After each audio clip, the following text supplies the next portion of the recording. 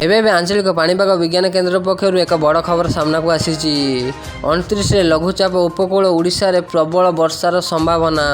କେଉଁ ଜିଲ୍ଲାକୁ କେତେ ପ୍ରତିଶତ ବିପଦ ଅଛି ଆସନ୍ତୁ ଜାଣିବା।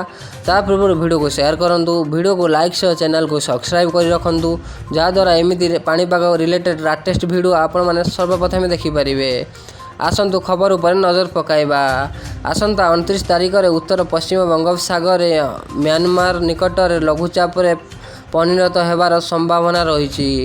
ଲଘୁଚାପ ସେପ୍ଟେମ୍ବର 30 ତାରିଖରେ ଅଧିକ ଘନୀଭୂତ ହୋଇ ପଶ୍ଚିମ ଉତ୍ତର ପଶ୍ଚିମ ଦିଗ ଦେଇ ଓଡ଼ିଶା ଉପକୂଳ ଏବଂ ପଶ୍ଚିମବଙ୍ଗ ଉପକୂଳ କିମ୍ବା ଆନ୍ଧ୍ର ପ୍ରଦେଶ ଉପକୂଳରେ ଦେଇ ଜଳଭାଗ ଅତିକ୍ରମ କରିବା ବେଳେ ପବନର ବେଗ ଘଣ୍ଟା ପ୍ରତି 40ରୁ 50 କିମ୍ବା ବେଳେ ବେଳେ 60ରୁ 70 କିଲୋମିଟର ରହିବ ବୋଲି ଅନୁମାନ କରାଯାଇଛି। ଏହାର ପ୍ରଭାବରେ ଉପକୂଳ ଓଡ଼ିଶାରେ ପ୍ରବଳରୁ ଅତି ପ୍ରବଳ ବର୍ଷା ହେବାର ସମ୍ଭାବନା ରହିଛି।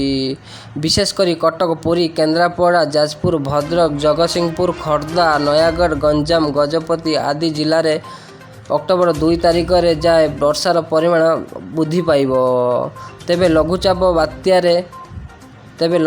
ବାତ୍ୟାରେ ପରିଣତ ହେବ ବୋଲି ପାଣିପାଗ ବିଜ୍ଞାନ କେନ୍ଦ୍ର ଅନୁମାନ କରାଯାଇଛି।